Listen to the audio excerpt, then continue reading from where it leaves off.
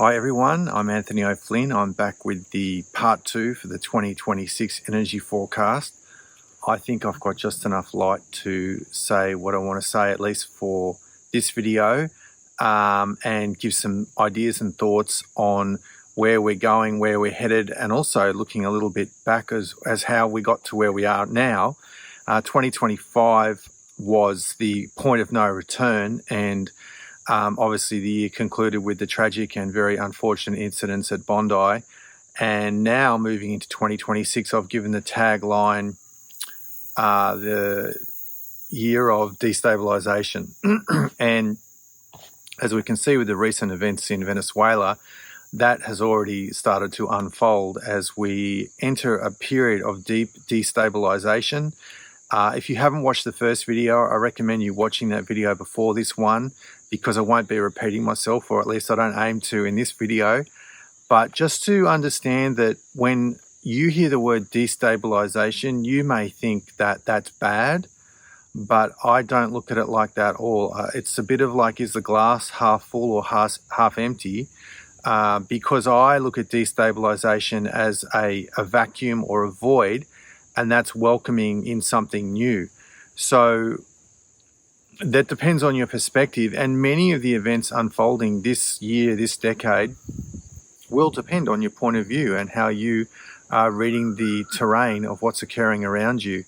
So for this reason, obviously, it's very important to keep a positive mindset, and also to understand that this destabilisation that is occurring is necessary to break the status quo.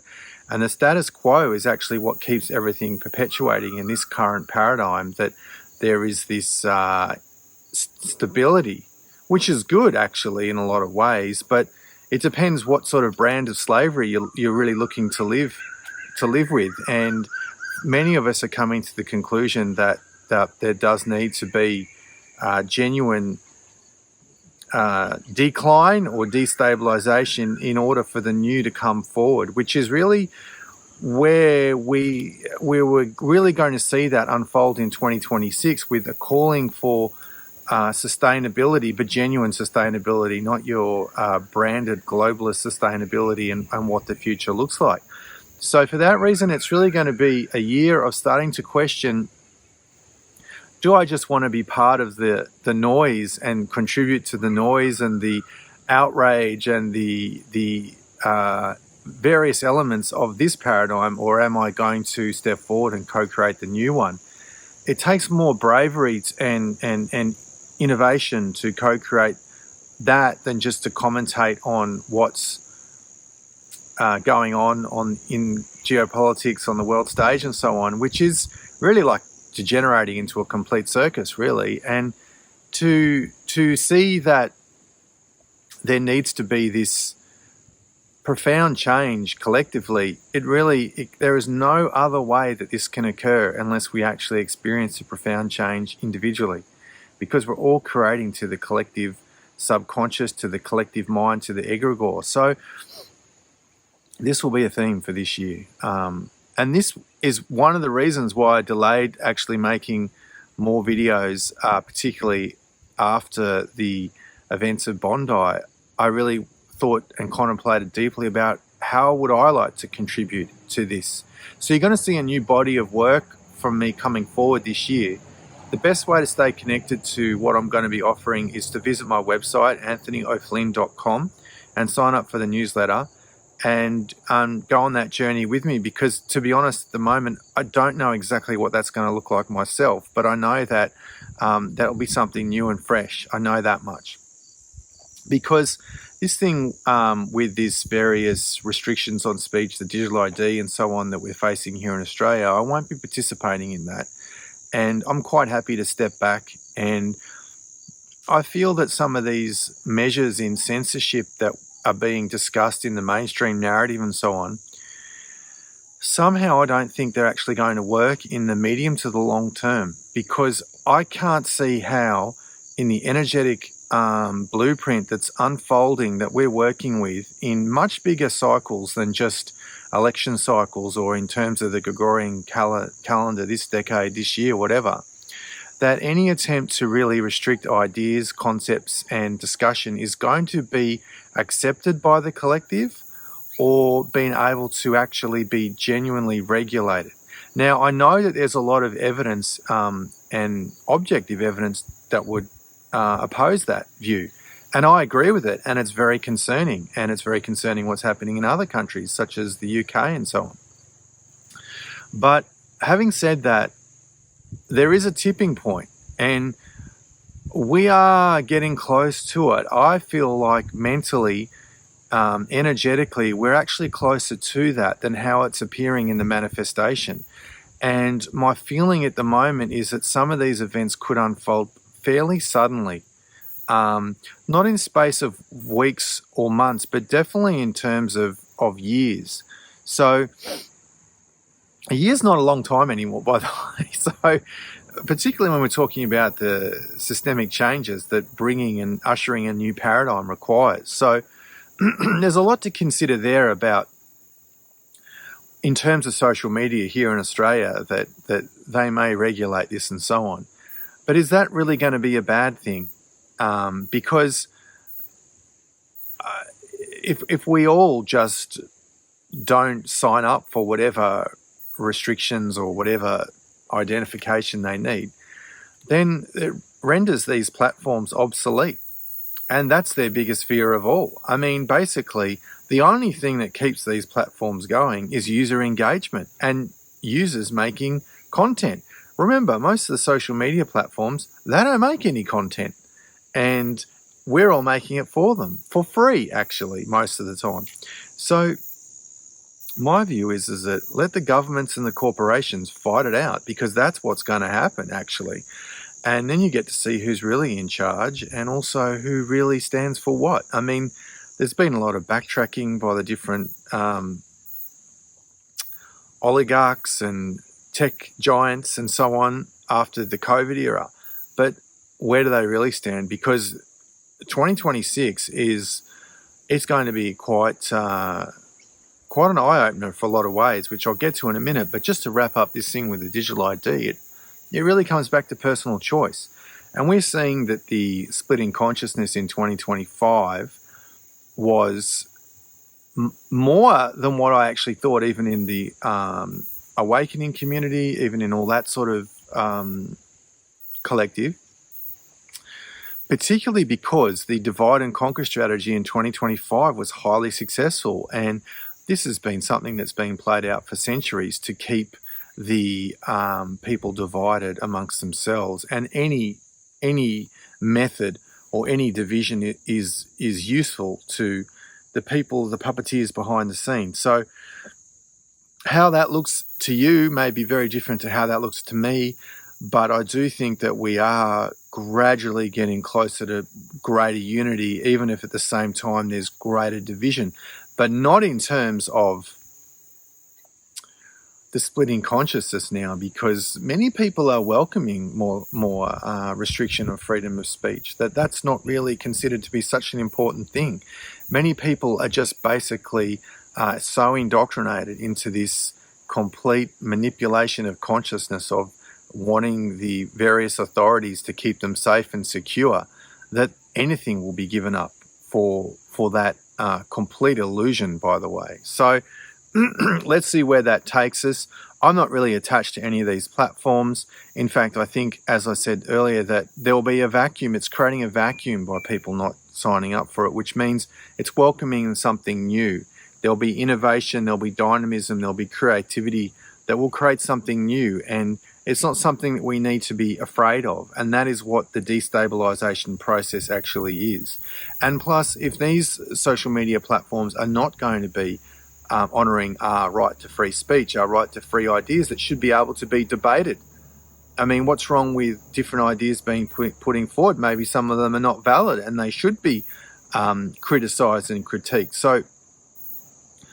So if they're not going to do that, then what use are they for us in the new platform, the new paradigm anyway? So there's really a lot of different issues to think about going forward in the longer term, because obviously the internet is going to be a key way of us staying connected and exchanging information and ideas.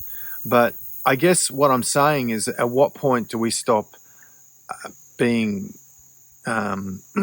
focusing on the decline of this paradigm and focusing on creating the new paradigm, which has been my own personal journey in 2025. And that may not look very visible, I guess, to what's going on, what I'm sharing on the internet, but at least it's becoming more apparent. And also the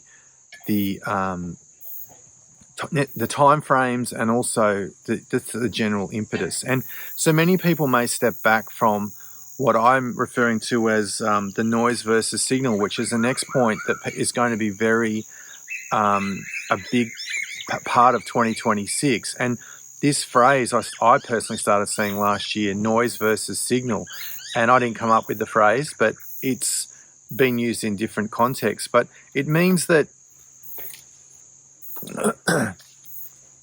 what is important, what is enduring, what is valid, what is timeless, what has wisdom, what has truth is the signal, and the noise is everything around that. The loosh harvesting on the internet by the collective, for the collective, the continual focus on the noise, which in 2026 we will just go up another notch, at least a notch, however you want to define that. But we've already seen that with the events in Venezuela already, that there is just this idea of illusion versus reality, which is very much connected to this phrase of, or this tagline of noise versus signal. And for this reason, I think there's going to be a lot of challenges with mental health in 2026 among the Truth or Awakening community, of people who just are more attached to being right, more attached to staying informed than actually having peace of mind. Now, this isn't burying your head in the sand. This isn't ignoring things. Staying informed is one thing, but being obsessed and having this sort of manic knee-jerk reaction to every event that's going to occur as this paradigm crumbles or collapses, it's unhealthy mentally. Or you need to regulate it with more meditation, with more stillness, with more connection to nature, with more spiritual practice, with more yoga, with more Kundalini yoga, tantric yoga, whatever you're doing to balance it out. And this will become a key theme for 2026. I mean, you can argue it already has been, but it's going to intensify a lot this year particularly. So this moves on to the next point that I really wanted to talk about in terms of what's happening now, because this Saturn-Neptune conjunction, which will peak in February, is again going to bring front and center what is truth. And they're even trying to create this false narrative that we live in a post-truth world.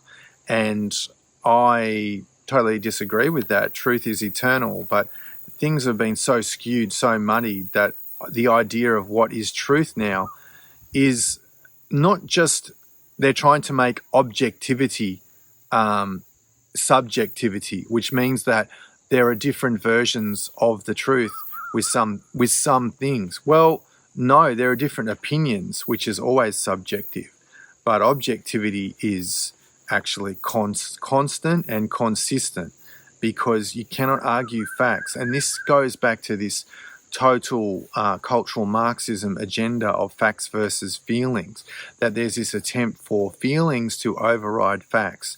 And this is where this extreme left-wing communist agenda starts to fall down, because facts are irrefutable. Interpretation of facts is subjective, but the facts themselves are objective and therefore irrefutable.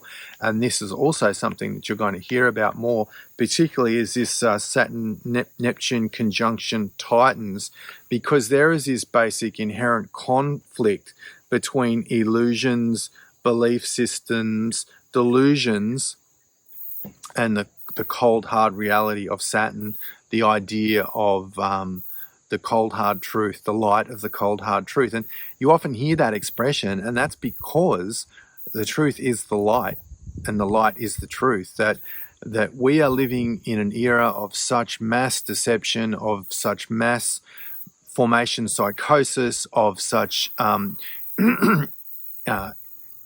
continual propaganda, continual indoctrination, that if you unpack most people's belief system, not most, but, many people's belief systems, they are genuinely so completely confused about what they believe in that it is remarkable that they can hold a coherent thought pattern or coherent belief systems around things that are just completely manipulated and inverted.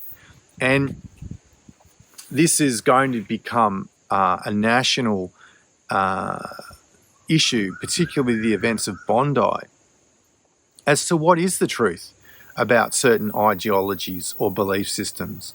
Are they based in wisdom and compassion and love, or are they completely inverted?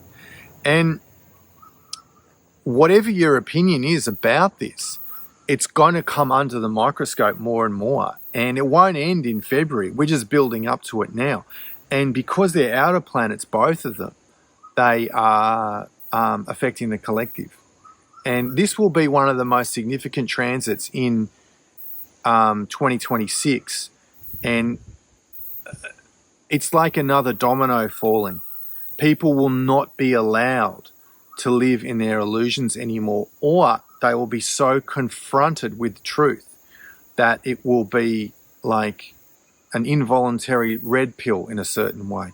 Now, this is going to take the form of many things, not just geopolitics, but relationships, career, personal, interpersonal dynamics, all sorts of things. Are you basically living in an illusion?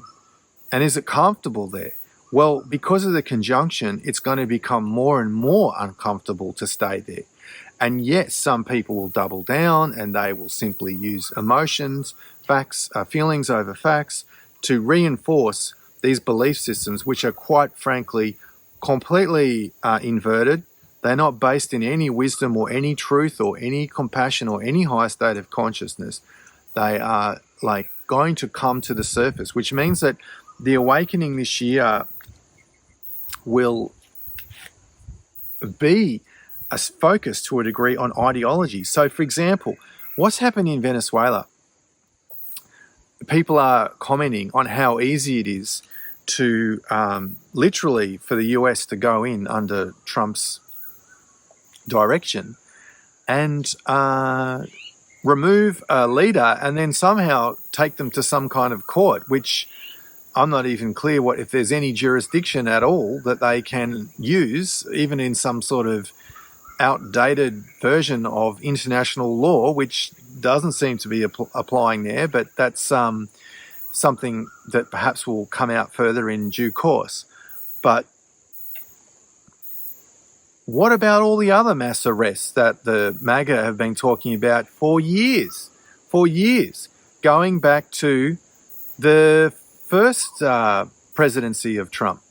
And slowly, the illusions or the patience or the coping mechanisms or the belief systems around this are dissolving. And it's happening in real time, that people who are staunch supporters of this idea of, the MAGA and Trump as a savior and all this is slowly starting to unpack and disintegrate. Because what about holding the account for the COVID era, for all the other bad actors involved in all of that whole blight on humanity, basically? So these questions won't go away and they'll only intensify. And it's basically bringing the collective towards the light. And people will be forced to do this, regardless of how entrenched they are in their belief system. So this will, particularly because of the influence of of Neptune, will be a focus on religious and spiritual beliefs. What is this religion all about, really? And there will be a lot of emphasis on that. Perhaps also positive things about certain religions. And then there'll be the temptation to incorrectly to label every individual who practices that specific religion or has that spiritual belief system in the same group. And okay, this is another error. And this is another way of creating divide and conquer. And this is very problematic, because the problem we've seen in 2025 with the divide and conquer strategy, particularly in the awakening community, has been the lack of nuance. And this is something that, again, needs to be a feature for those going through this awakening process in 2026. Obviously, of those who have started, is the nuances. Yes, there's some truth in this, but there's also some truth in that.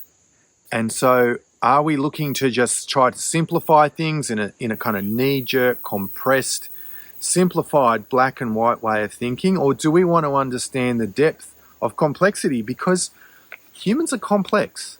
And you can easily point to successes of various politicians that they did this that was good, and so on. And yeah, there are some very good points there. But what's the overall narrative that they're doing in terms of their power? How are they really wielding their power? What are they really aiming to achieve? What are the results? What are the fruits of their actions? And so as the digital grid gets built slowly and we move into this more era of digital ID, of CBDC, digital currency, of all these things, where do these leaders stand, really? And it's going to be another litmus test. It's ongoing, and you can't define it in terms of 1 year to the next. But by 2026, the end of this year, you'll see things very, very clearly. Why is Albanese resisting so heavily a royal commission when there is so much political pressure, social pressure even in the mainstream media, particularly when he has been supporting royal commissions previously? There's so many different topics there on the question of leadership, on the question of lack of leadership, on question of people pushing their own ideologies, personal belief systems, and using their power in government to push them forward. Perhaps they don't represent the collective at all. And this is not going to go away. It's not going to go away. And for this reason, the turmoil that we're seeing in Europe and in various other countries now around the world and so on, it will only intensify. This is the year of destabilisation, and we can't ignore these trends, even though we'd like to. And this is the power of Neptune, is to use your delusions, use your illusions. And I don't know if I said this in the last video, but that's why this year you're going to see a big awakening of the left, because they're going to start questioning, what have I been supporting? What is this ideology actually really about? Look at the fruits of this ideology. Look at the outcomes. Look at the extremism of this ideology. And we all have to examine this. And this is why the left will go through something of an awakening this year. And you'll see the collective, at least here in Australia, more generally, the egregore here in Australia, as I see it, is going through a rite of passage. And some of these events, if you look at them from the point of view of metaphysics and you zoom out, these events are actually, unfortunately, as tragic as they are, they actually support the awakening. I mean, in however you look at it. I mean, no police officer should have to go to work and get shot in the face. I mean, that is completely abhorrent. We want to live in a safe society, and that's the question that really the Australian collective has been asked with these tragic events at Bondi. And, you know, all the tragic aspects of it, like that a 10-year-old child was killed at that event. And we have to look at our responsibility and what are we co-creating here? What are we accepting? What are we putting up with? Why are we being silent? And we need to consider that we are one tribe here in Australia, and that when we come here to live, however long we've been here, that we're joining the tribe of Australia. And Australians want to see the government putting Australia first and Australians first, not last. And this has been one of the many criticisms of the current government. And this will ultimately be their downfall in one way or the other, because this conversation around what it means, our values, what it means to be Australian, however you want to define that, there has to be a commitment to joining the tribe of Australia. And that doesn't mean we all have to have the same religion, the same belief system. It's not like some uniform type thing. There's always the freedom of all these things. But there has to be a commitment, at least, to understand that we are all one tribe. Otherwise, if our society descends into tribalism, which is the divide and conquer strategy, then we are simply looking in the wrong direction all the time. And that's why this issue of unity is so important, but not the message that the mainstream narrative are trying to push out by the government, because unity doesn't mean lack of accountability. And this is basically where they're trying to sidestep and misdirect everyone and send everyone in the wrong direction, because unity does mean accountability. And this is this idea of the inversion of compassion. And this is the inverted doctrine of political correctness itself, where anything goes, where everything's acceptable, where everything's inclusive and so on. And it's basically cultural Marxism. And everything's inclusive as long as it toes the line with the narrative, with this inverted narrative that's it's part of the global agenda. So the question really is that accountability is imperative as to what's happened and our way forward as a country, as a nation, and as a tribe.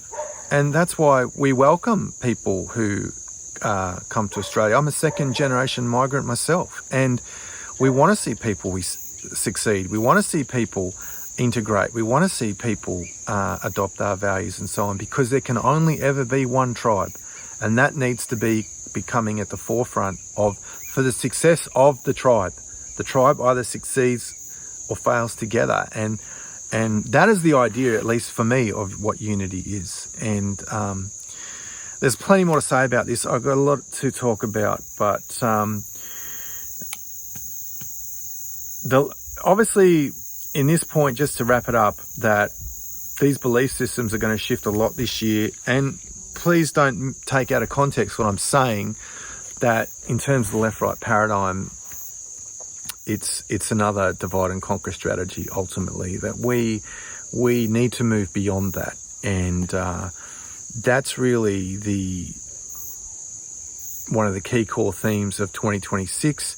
I think I'm going to end this one here and do another one if I get a chance. Obviously, there's the complete breakdown of the US economy and the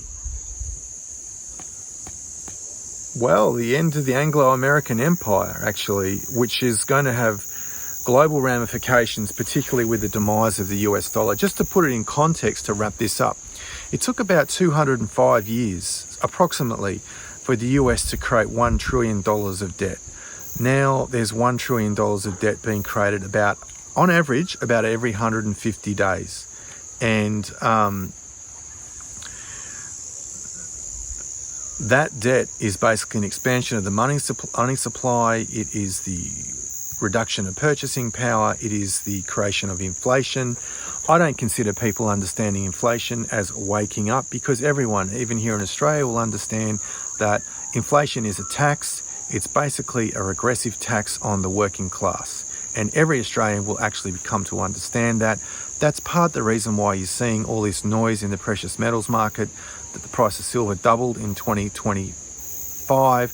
Platinum also, which most people aren't aware of, doubled in 2025. And gold went up about 57%. So this is not necessarily, although there are many geopolitical and other issues related to this, is actually a very complicated topic. But this is not necessarily because these metals are more valued. Silver's in basically a deficit since 2021, and that means more is being consumed every year than mined. But to stay focused on this last topic, it means that the purchasing power is declining rapidly, and basically inflation is increasing. And we can all see that, we're all experiencing that.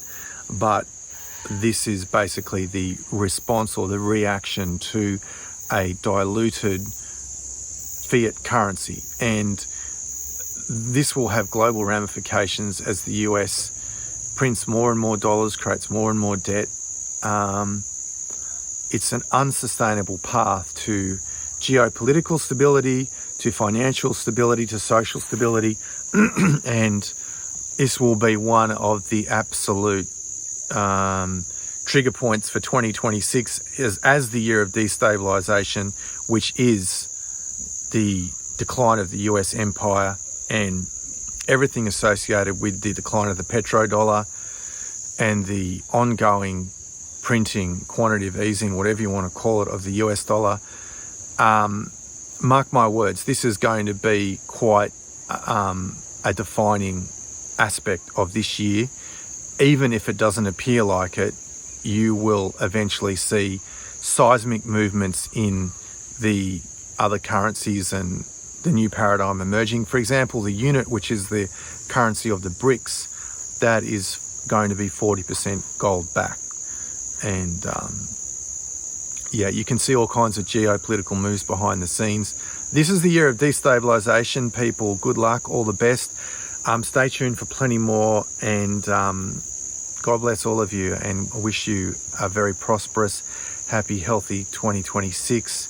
It's already started. It's the year of the fire horse. It's a 1 in numerology, and we are approaching the end of Kali Yuga, which also means the birth of the new paradigm and a lot of good things to follow. But it's going to be turbulent this year, and the events are going to move quickly. So good luck, everybody.